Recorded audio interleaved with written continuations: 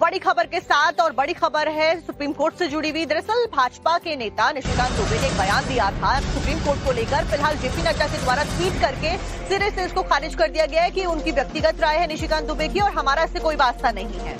तो बड़ी खबर आपको बता रहे हैं। देखिए, झारखंड से आते हैं निशिकांत दुबे, कई बार अपने बयानों को लेकर के चर्चा में रहे हैं और इस बार जो बात उन्होंने कही है उसको अब बीजेपी आला कमान ने सिरे से खारिज किया है।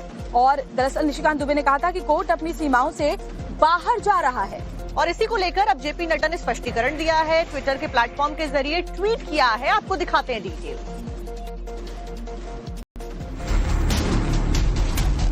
देश में सुप्रीम कोर्ट की तरफ से राष्ट्रपति को विधेयकों पर फैसला लेने के लिए एक समय सीमा तय करने का विवाद बढ़ता जा रहा है। इस पर उपराष्ट्रपति जगदीप धनखड़ के बाद बीजेपी सांसद निशिकांत दुबे ने ऐतराज जताया है। इस देश में धार्मिक युद्ध भड़काने के लिए केवल और केवल सुप्रीम कोर्ट जिम्मेवार है। सुप्रीम कोर्ट का एकमात्र उद्देश्य है show me the face will show you the law. Supreme court अपनी सीमा से बाहर जा रहा है। सुप्रीम कोर्ट की सीमा यह है कि भारत का संविधान जिस कानून को बनाया उस कानून की उसको व्याख्या करनी है, और यदि वो व्याख्या नहीं कर सकती है और सब कुछ के लिए सुप्रीम कोर्ट जाना है तो इस संसद का कोई मतलब नहीं। निशिकांत दुबे के इस बयान के बाद असदुद्दीन ओवैसी और कांग्रेस उन पर हमलावर है। ओवैसी और कांग्रेस ने निशिकांत दुबे के इस बयान पर सवाल खड़े किए हैं। सुप्रीम कोर्ट का जजमेंट कानून का मौक़िफ़ रखता है। पढ़ो, तुम लोग ट्यूबलाइट हो। बीजेपी आइन पर एक फ्रॉड कर रही है और डरा रही है। रिलीजियस वार की धमकी बीजेपी दे रही है। मिस्टर मोदी, कौन रेडिकलाइज हो चुका है बताओ आप? सत्ता में आप है, आपके लोग रेडिकलाइज हो चुके हैं।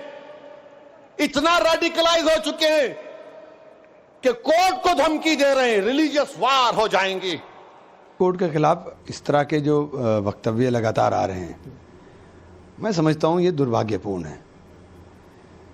कोई भी सरकार रही हो, कभी भी किसी की भी सरकार रही हो, कहीं उसका मनमाना वो होता था तो कोर्ट से रिलीफ मिलता था। कोर्ट ही संविधान के संरक्षक के रूप में कार्य करने का काम।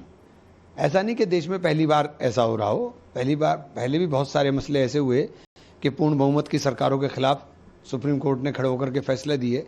तो इसमें ये इतनी जो बौखलाहट हो रही है, ये बहुत समझ से बाहर है। ये मामला तमिलनाडु गवर्नर और राज्य सरकार के बीच हुए विवाद से उठा था।